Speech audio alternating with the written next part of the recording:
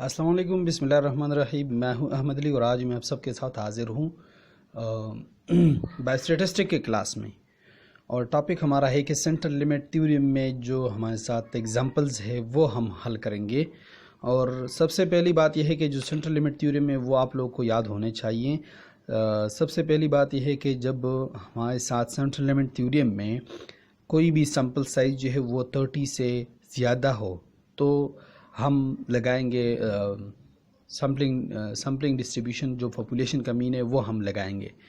ठीक है, लेकिन अगर यहाँ पर दूसरी बात यह है कि जब सेंट्रल लिमिट थ्योरम में जो पॉपुलेशन मीन होती है और सैम्पलिंग मीन होती है, यानी यहाँ पर देख ले ज़रा से कि ये हमारे साथ स्टैंडर्ड एरर है। ठीक है, और दूसरा यहाँ पर यह है कि पॉपुलेशन मीन है, यानी तो पॉपुलेशन मीन और स्टैंडर्ड मीन यानी सैम्पलिंग का मीन है यानी, और दूसरा है पॉपुलेशन मीन, ये दोनों बराबर हैं। इसी तरह जो स्टैंडर्ड डिविएशन है सैम्पलिंग मीन का और जो पॉपुलेशन मीन का वो भी इक्वल है। ठीक है, तो अब यहाँ पर हमारे साथ जो एग्जांपल है वो हम हल करते हैं कि जो मीन है स्टैंडर्ड एरर है सैम्पलिंग डिस्ट्रीब्यूशन का, तो वो हम किस तरह मालूम करते हैं। ठीक है, हमारे साथ है कुछ सैंपल साइज हमने ली हुई है वो है 38। ठीक है, 38 हमारे साथ है सैंपल साइज उन स्टूडेंट्स का जिनका हम हाइट मालूम कर रहे हैं। ठीक है, और उसका इस सैंपल साइज का हाइट का जो मीन है वो हमारे साथ निकला हुआ है 8 फीट। ठीक है, यानी एवरेज जो है वो हमारे साथ 8 फीट है, और स्टैंडर्ड डिविएशन जो है हमारे साथ वो है 0.7 फीट। 0.7 फीट। अब हम यहाँ पर क्या करते हैं कि इनका हम मालूम करते हैं स्टैंडर्ड एरर। ठीक है, स्टैंडर्ड एरर हम किस तरह मालूम कर सकते हैं, ये हमारे साथ स्टैंडर्ड एरर का फार्मूला है जिसको हम स्टैंडर्ड एरर कहते हैं। ये हमारे साथ सिग्मा है, सिग्मा सिंबल जिसको हम कहते हैं स्टैंडर्ड डिविएशन। ठीक है, और ये हमारे साथ है एन। ठीक है, एन मीन की जो सैंपल साइज है। ठीक है, और ये जिसको हम कहते हैं अंडर स्क्वायर रूट। अब यहाँ पर देख ले कि हम इस फार्मूला में ये जितने भी इक्वेशंस है इसको पुट करते हैं, तो सबसे पहला हमारा स्टैंडर्ड डिविएशन जो है वो क्या है, कितना है, तो हम इक्वल टू स्टैंडर्ड डिविएशन हमारे साथ है 0.7 feet divided by under square root sample size हमारे साथ है 38। ठीक है, तब इसके बाद हमारे साथ क्या है कि हम 0.7 करेंगे, फीड कर लेंगे। ठीक है, डिवाइड बाय स्क्वायर रूट हम ख़त्म करेंगे। ठीक है, तो इस स्क्वायर रूट को हम ख़त्म करते हुए हम किस तरह कर सकते हैं कि जो साइंटिफिक कैलकुलेटर है वो हम यहाँ पर पहले ये क्लिक करेंगे, उसके बाद हम 38 क्लिक करेंगे, तो हमारे साथ आ जाएगा 6.1। ठीक है, इस तरह अगर फिर हम क्या करेंगे कि इन दोनों को 0.7 डिवाइडेड बाय 6.1 करेंगे, तो हमारे साथ आ जाएगा 0.11। ठीक है, तो अब हमारे साथ ये जो है 0.11 है, ये हमारे साथ है स्टैंडर्ड एरर।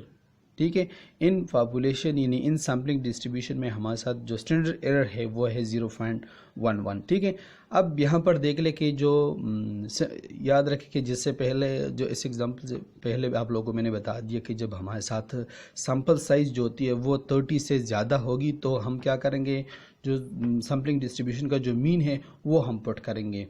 क्योंकि जैसे ये भी आप लोगों को मैंने बता दिया कि जो पॉपुलेशन मीन होती हैं, ठीक है, जो पॉपुलेशन मीन होती हैं और सैम्पलिंग डिस्ट्रीब्यूशन का जो मीन होती है ये दोनों इक्वल होते हैं। ठीक है, इसके अलावा जो सैम्पलिंग डिस्ट्रीब्यूशन का स्टैंडर्ड डिविएशन होती हैं और जो पॉपुलेशन का जो स्टैंडर्ड डिविएशन है होती है वो भी इक्वल होती है, लेकिन हम क्या करते हैं फिर जो सैम्पलिंग डिस्ट्रीब्यूशन जो है इनका जो सैंपल साइज है वो हम अंडर स्क्वायर पर डिवाइड करते हैं।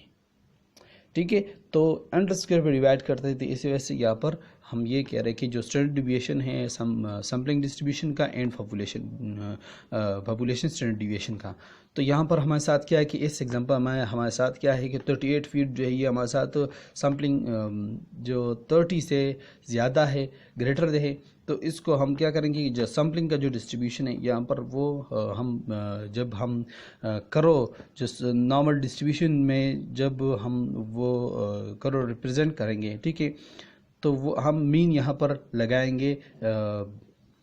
मीन हमारे साथ क्या आ रहा है, इसका मीन हमारे साथ क्या है 8 फीट, तो यहाँ पर हम लिख देंगे 8 फीट।